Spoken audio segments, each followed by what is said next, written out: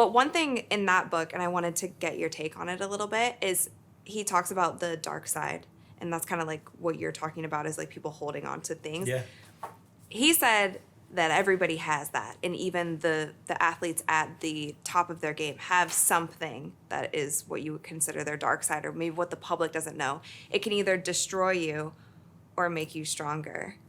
What do you think? So here's the cool thing. So for those of you guys that don't know, Tim Grover was basically the original kind of independent basketball trainer. He did more of the body than I do more of the skill. So we're a little bit different in that aspect, but he worked with Michael Jordan, Kobe Bryant, Dwayne Wade, the list goes on. So when it comes to the independent training world, I mean, he was the guy.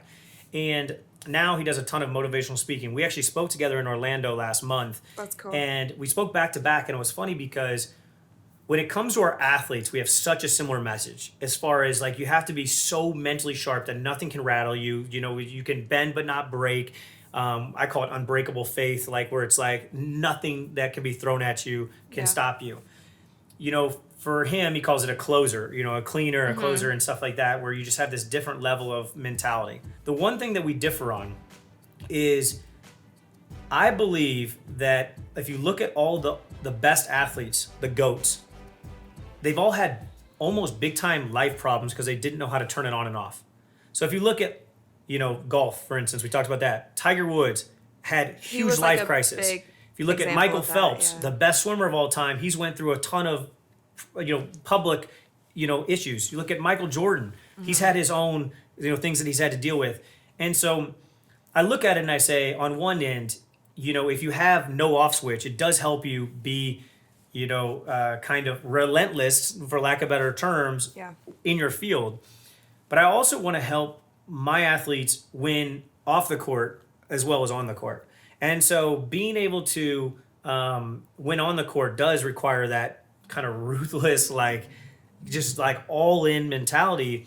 But then also I want them to be able to have that inner peace where they can live, you know, happy lives outside of basketball, because most athletes retire before they're 40. You know, you have the Tom Brady's of the world, you know, Michael Jordan might push that 40 edge, but so that means you're going to have, you know, maybe 20 to 40 where you're in a professional athlete. You got 20 years. It's a small chunk of your life. And that's on the long end, because what's the average lifespan for like an NBA player? Not lifespan, but you know what I mean, like career span. Let's say that most like, and we're talking about the highest level of athletes, they might retire when they're 35. Yeah. So they maybe have 15-year careers if they're like, that's if they're really elite. Right. And so then the rest of your life, and even during those 15 years, like one of the things that I always do with my guys is try to snap them back in reality, because you know, some of my clients have collectively made $3 billion. None of them are 30 years old. So it just shows you they have a ton of money and they're all young. But a lot of them have gone through things where they're like, oh my God, they're stressed or whatever. And I'm like, time out. Let's go back. If you were 15 years old and somebody told you that you could have $400 million in contracts, you were going to be an NBA All-Star, you were going to be this, what would you do? And every single one of them just smiles. Yeah. And I'm like, you are literally living your dream. And I saw it in Santa Barbara with the guys. Yeah, like, you know, it's they wanted different. Just some new J's, and now look at them. And so the thing is, I look at life as a bigger picture. I look at basketball as just such a small piece of the puzzle. And so with a lot of the work that I do, that's what I try to do. I just try to get them to appreciate all the blessings that are in their life instead of stress about all the wants that aren't in their life. And you know, my grandma had a saying that I'll never forget. I always say it, but she used to always say, Drew, you're never going to have everything that you want, but you're always going to have more than you need. And when you think about that, it just puts everything in perspective.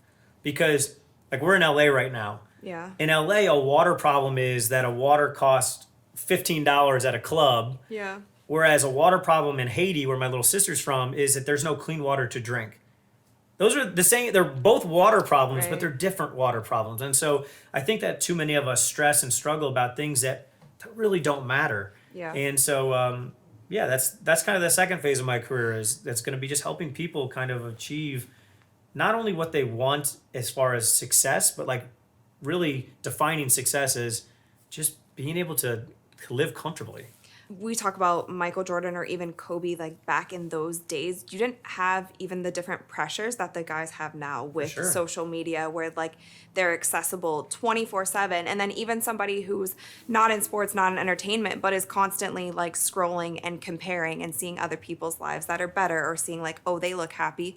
I'm sitting at home and I'm not happy. So when you talk about like the anxiety and the depression, all of those things I think play into each other. And then not to mention, we just like are still kind of like going through a pandemic. There's just a lot of like heaviness right now.